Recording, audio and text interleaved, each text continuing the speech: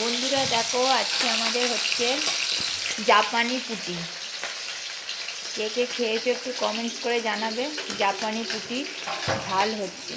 এখানে দেখো মাছগুলো ভাজা হচ্ছে। প্রথমে দেশি পুঁটি দেখেছো কিনা জানি না, কিন্তু খুব ছোট সাইজের হয়। এটা জাপানি পুঁটি। মাছগুলো প্রথমে ভাজা হচ্ছে। আচ্ছা বন্ধুরা দেখো, মাছগুলো নুন হলুদ মাখিয়ে ভাজা হয়ে গেছে। দিয়ে এবার একটু কালো জিরে ফোড়ন দেওয়া হলো তেলে। দেখতে থাকো কিভাবে হচ্ছে। একটা শুকনো লঙ্কা ফোড়ন দেওয়া হলো। এবার দেওয়া হবে একটা মশলা এই তেলে। কী মশলা সেটা আমি বলে দেবো তোমাদের। মাছগুলো প্রথমে আগে নুন হলুদ মাখিয়ে ভালো করে ভেজে নেবে। এই রান্নাটি কোনো রকম পেঁয়াজ রসুন ছাড়াই হয়। মশলাটি দেওয়া হচ্ছে দেখো। এই মশলাটির মধ্যে রয়েছে আদা বাটা, আচ্ছা পোস্ত বাটা, একটু সর্ষে বাটা, একটু কাঁচা লঙ্কা বাটা,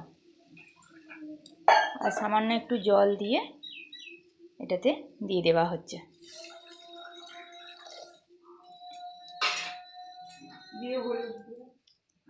এবার এতে দেবে একটু মা নুন আর হলুদ। এবার এক এক করে এই মাছগুলো সব দিয়ে দেওয়া হচ্ছে, যাতে মশলাটা মাছের সঙ্গে ভালো করে ঢুকে যায়। গ্রেভিটার মধ্যে যাতে মাছটা মেখে সুন্দর করে কাই কাই হয়ে যায়।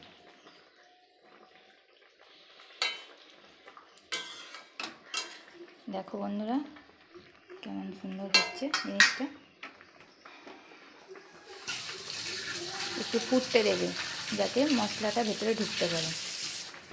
এই দেখো সামান্য একটু হলুদ এতে দিয়ে দেওয়ার কথা বলেছিলাম আগেই, ওইটাই মা দিচ্ছে এখন। আর একটু দিচ্ছে কাঁচা লঙ্কা, যাতে স্মেলটা ভালো আসে। আর একটু দিচ্ছে সামান্য নুন দিয়ে এবার এগুলো দিয়ে ঢাকা দিয়ে একটু ফ্লেমটা গ্যাসে কমিয়ে দিতে হবে, যাতে আস্তে আস্তে জিনিসটা হয়। এবার ঢাকাটা খুলে একটু নেড়ে দিচ্ছে। মাছগুলো একটু ওলট পালট করে দিচ্ছে, যাতে গ্রেভিটা ভালো করে মাছের মধ্যে ঢুকে যায়।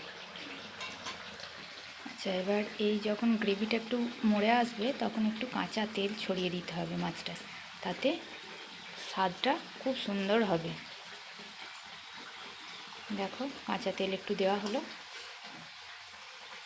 ফ্লেভারটা ভালো আসে যাতে।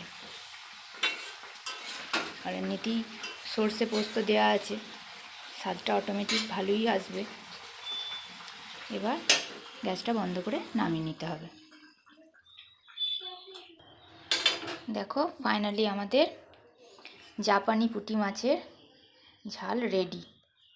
কত সুন্দর দেখতে হয়েছে দেখো। এইভাবে তোমরাও করবে। ঠিক আছে বন্ধুরা, আজকের মতন এখানেই শেষ করলাম। ভালো লাগলে লাইক শেয়ার কমেন্টস করতে ভুলবে না।